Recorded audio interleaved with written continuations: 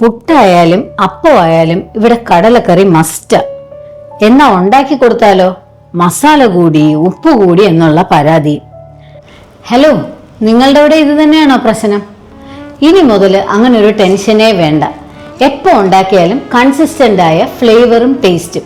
അതെങ്ങനെയാണെന്നല്ലേ? അതിനല്ലേ നമ്മുടെ ഹാൻഡ് പ്രിൻസിന്റെ കടലക്കറി മസാല ഉള്ളത്.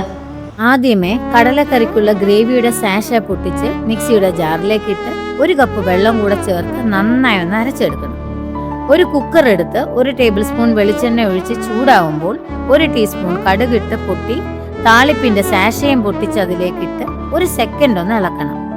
ഇനി അരച്ച പേസ്റ്റും കുതിർത്ത കടലയും 3 കപ്പ് വെള്ളവും ചേർത്ത് നന്നായി ഒന്ന് മിക്സ് ചെയ്യണം.